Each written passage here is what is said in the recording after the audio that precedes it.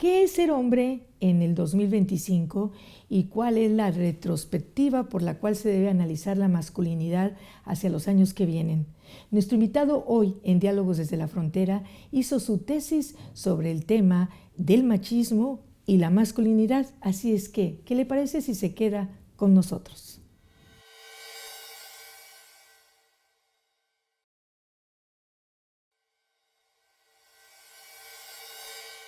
Bien, hoy en Diálogos desde la Frontera he invitado, porque me llamó mucho la atención el tema de su tesis, a Luis Alejandro Álvarez Ibarra.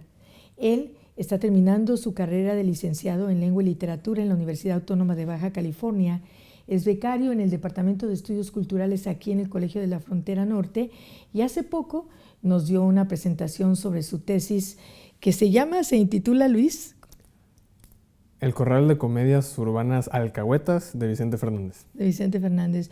Pero en un análisis, en esto que hiciste sobre Vicente Fernández, con el tema del machismo, ¿no? Uh-huh. ¿Por qué te interesó este tema? ¿Por qué lo escogiste para hacer tu tesis? Al menos en mi ambiente familiar, venimos de una zona rural del Valle de Mexicali.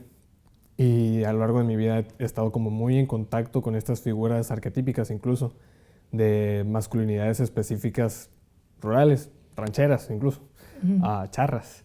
Y al menos ese contexto como surgió muy fuerte durante la pandemia, porque pude como educarme en cine viejo mexicano, porque vivía ahí en el rancho y mi tío miraba el canal de película y ahí como que hice acervo de películas clásicas mexicanas y a veces salían películas de Vicente Fernández y yo miraba los contrastes entre Jorge Negrete, Pedro Infante y Vicente. Y el Chente. Ya esto fue antes de entrar a la carrera, pero durante el proceso de la licenciatura me pidieron hacer una tesis y al menos en mi salón estaba muy y no nomás en el salón, sino en la licenciatura y yo creo que en la facultad, por también los movimientos sociales que últimamente han estado presentándose, los feminismos. Y dije, bueno, si yo ya observé incluso estas conexiones en las películas y la teoría de género está aquí presente y tan discutida, ¿por qué no integro estas corrientes incluso? Pues muy interesante, porque además son prototipos, ¿no? Prototipos, tú dices, yo soy de una zona rural de Mexicali, pero además son prototipos que de alguna manera continúan vigentes en muchas partes. Sí, o sea, tienen vigencia a pesar de que pues, lo rural en México, quizá por parte del Estado, está un poco abandonado, o bastante, sobre todo en Mexicali. Y culturalmente lo seguimos arrastrando, cargando voluntariamente. Las estéticas y los arquetipos ahí siguen, o sea, siguen vigentes, ahí están. Y bueno, Vicente en sí es para esa época en que fue sus películas y todo eso, era el ejemplo del macho mexicano, ¿no? O sea, tú dices que lo estudiaste y viste a Pedro Infante, viste a Jorge Negrete. ¿Qué cambios importantes notaste entre unos y otros? Pues en primera instancia, la ciudad. O sea, Vicente Fernández, en las películas que yo investigo en mi tesis, es un migrante rural que va a la ciudad e intenta hacerse de un porvenir, así de una familia o de estar bien acomodado. Esa es la principal diferencia. Ya de ahí, las similitudes son casi iguales. O es un baquetón o intenta trabajar lo menos posible, como conquistar varias muchachas al mismo tiempo. En sí, el conflicto que en las películas de Vicente Fernández existe, a comparación de las como tradicionales del Cine de Oro, es esta migración de lo rural a la metrópoli, si quiere. Y este proceso de adaptación y cómo de alguna manera imponer el molde de la hombría o la masculinidad o relacionado con lo que tú dices, ¿no? Que se liga a muchas muchachas, pero cómo las conquista además. Esa es una parte muy importante. Sí. Al menos en las películas en donde Pedro Infante hace de como seductor, galante, Don Juan incluso, O sea, y eso es una muy buena pregunta porque es casi igual. O sea, es casi igual. Los arquetipos ahí siguen vigentes, es lo que comentaba. La manera en que se porta la masculinidad no parece cambiar mucho. Y eso son una de las conclusiones a las que llego en mi tesis, que cambia ligeramente y surgen situaciones un poco insidiosas en donde lo masculino intenta cambiar lo mínimo y tener los mismos beneficios. Algo así yo creo que se puede ir concluyendo. Sí, es que esa parte es muy importante, te voy a decir por qué. Porque finalmente es como una reticencia. Claro, no sé, tú eres generación, ¿cuántos años tienes? 24. 24, eres generación Z, ¿no? Ajá. Entonces, la generación Z, pues tú mismo me dices, pues tuve que ver las películas porque estaba en la época de pandemia y todo eso, pero dudo bastante que sea su gusto cinematográfico algo ver esas películas. Pero en esta evolución, en este salto, pues no sé si decirlo cuántico, de cómo era el hombre en esa época en que se ilustra Pedro Infante, Jorge Negrete, que Jorge Negrete es otro Sí, estereotipo. es diferente. Ajá. Es otro estereotipo, es como el señorito, ¿no? Sí, sí, así, Ajá. muy fino, muy pulcro, que sea Ajá, educado, ajá. civil. Y de Vicente Fernández a lo que les toca a ustedes en este concepto de ser masculinos en este tiempo. ¿Me pregunta? Sí, es pregunta. El salto cuántico. La cuestión yo creo que es que como ya no tenemos esos modelos tan presentes, los modelos que tenemos enfrente serían o la figura paterna a veces ausente, a veces complicada, pero la figura que estos padres de nuestras generaciones tuvieron o aspiraron son estos viejos, o sea, estos modelos que están en el cine, que quizá nosotros como generación nueva, Z, ajá, no la tenemos como que tan presente. Yo, al menos con la investigación, creo que pude, o sea, voltear a ver esto otro y ahí pues, como que quizás como que se me prendió el foco de decir, oye, esto se está rearticulando y está volviendo a suceder. Pero así como Vicente, que migró de lo rural a lo civilizado, a la ciudad, nosotros ya estamos en la ciudad y tenemos incluso desafíos que son similares, así como Vicente o los personajes, porque no es él, los personajes, con los personajes de Jorge Negrete, esas dinámicas siguen vigentes, se replican, pero ahora porque nosotros estamos en otra posición económica y social, y incluso como laboral, el desafío está, pero tenemos que enfrentarlo de maneras poquito diferentes, o sea, como actualizarlos. Como que hay, me voy a ir a pausa, porque está muy interesante esto, como que hay mucha presión para que cambie la forma o la apariencia de ser hombre en una sociedad como la que estamos viviendo. Ok. Bueno, lo dejo en el aire, vamos a hacer pausa y regresamos con más aquí en Diálogos desde la Frontera.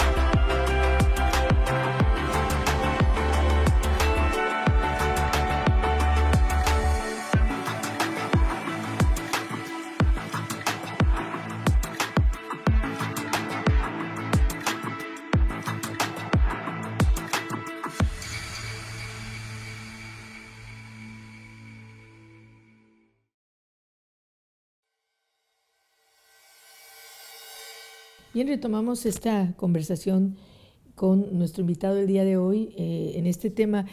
Es decir, decíamos antes de irnos a pausa, hay mucha presión porque el hombre sea diferente ante toda esta pues, visualización del papel de la mujer, los roles, pero ustedes se enfrentan como generación a esto, lo que tú decías, bueno, mi abuelo o mi papá a lo mejor decían, ay, qué bien, qué curada el Vicente Fernández, ¿no? Cómo trataba a las mujeres y cómo imponía que él era el jefe de la casa. Ahora, tú escogiste, creo que fueron 3 películas de toda la filmografía de este actor. ¿Por qué escogiste esas 3 películas? Porque se organizaban de una manera en que las películas se pueden leer como que el personaje protagonista de cada una puede compartir el destino. O sea, podría ser incluso la misma persona. O sea, no sé, Juan Pérez. Juan Pérez es protagonista de esta película de Vicente Fernández, Tacos al Carbón. Y luego le pasa todo eso en Tacos al Carbón, pero Juan Pérez sigue existiendo en esa ciudad. Y luego a Juan Pérez le pasa todo lo que le pasa en El Albañil. Y ya después podemos incluso seguir a que Juan Pérez le pasó lo que sucede en Picardía Mexicana, porque el personaje es lo mismo. Incluso podríamos decir que por razones de capacidades artísticas de Vicente Fernández al actuar. Quizá el personaje se parece tanto porque Vicente Fernández nomás puede actuar de ciertas maneras muy concretas, que no se desvíen tanto de cómo es él.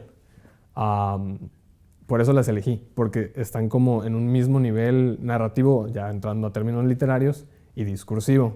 Ahora, como eso, lo discursivo sería como lo masculino incluso.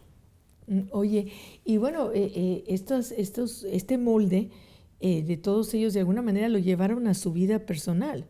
O sea, porque luego ves a alguien que en las películas es una persona, pero en la vida privada es otra. Pero tanto Pedro Infante como el propio Jorge Negrete, que ahorita me explicas cuál es la diferencia, que me gustaría mucho, o como el propio Vicente Fernández, pues fueron muy mujeriegos. Y el ser mujeriego es como sinónimo de soy muy macho, ¿no?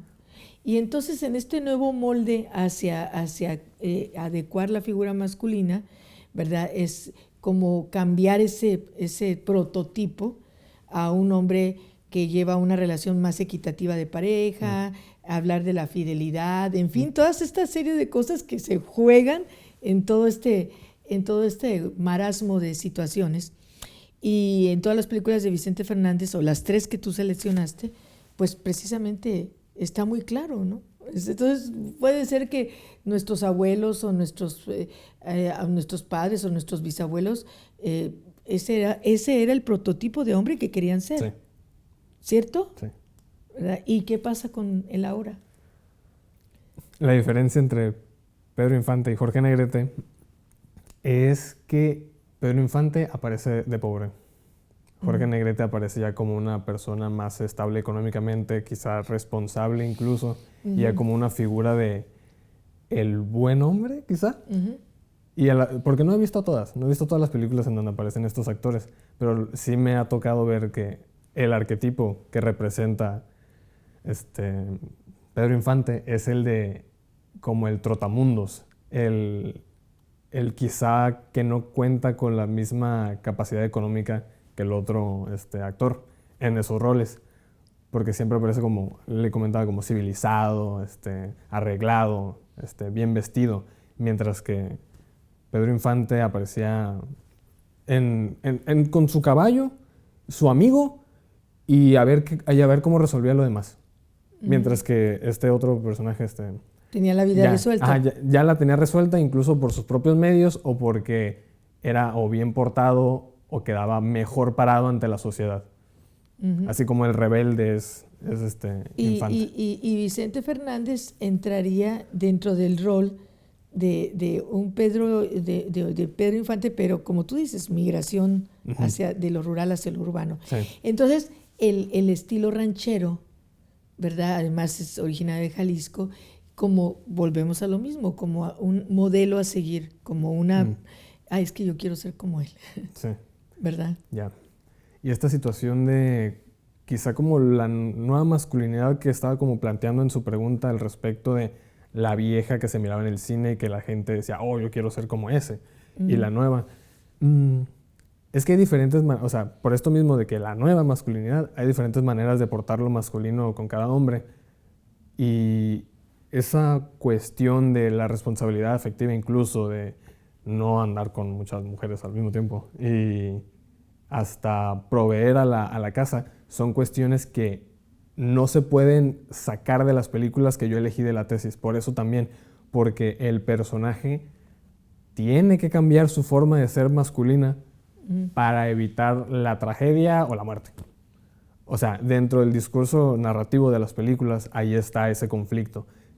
Porque todas las películas empiezan casi igual, en donde Vicente es como este hombre libertino, como Pedro Infante, que tiene que ir sobrellevando eso mismo para no caer en la miseria, en la cárcel, o tener que regresarse a su rancho. O sea, quizá las películas replican masculinidades tóxicas, extrañas, desagradables o problemáticas, pero intentan que así no sea la gente que está viendo las películas. Ahí hay una contradicción extraña en el objeto de estudio que agarré en la tesis, y ahí lo comento un poquito. Ajá. Bueno, pues en este sentido, ¿cuál es tu conclusión más importante después de todo esto? Porque resulta muy interesante, ¿no? Y los matices que se dan a la figura del hombre en esta sociedad moderna son también muy interesantes, ¿no? Un hombre más participativo de las labores del hogar, porque antes era como que, ay, qué mandilón, o hasta se le decía que si era afeminado porque ayudaba. Entonces, ahora no, ahora vemos una gran cantidad de chefs famosísimos que son artífices en la cocina de cosas maravillosas. Es más, hay más hombres que mujeres dentro de la alta cocina, ¿no? En fin, es una cuestión que cambió sustancialmente, pero todavía falta muchísimo. Son pocos los hombres que tú ves abiertamente diciendo, quiero cambiar y tener un nuevo concepto de masculinidad. Sí. Regreso, a pesar de que las películas eso promueven, o sea, eso intentan. Porque ya en la conclusión hago el comentario en donde se dice que lo intentan, pero surge una cuestión accidentada en donde sí intentaron, no cambiaron tanto, pero se les reconoce que cambiaron y se les premia. Así como un cambio a medias, un cambio tibio, una rearticulación que va de poquito en poquito, pero que en sí no cambia tanto. En sí no cambia tanto. Vamos a hacer pausa y regresamos con más de esta conversación en Diálogos desde la Frontera.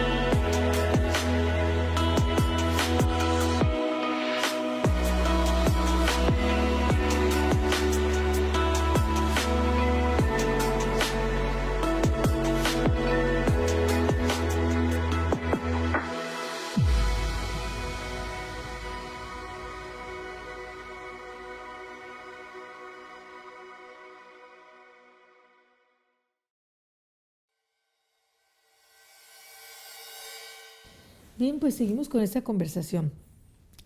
¿Qué ha sido el comentario que menos te ha gustado sobre tu tesis? ¿Qué cuestionamientos se te han hecho?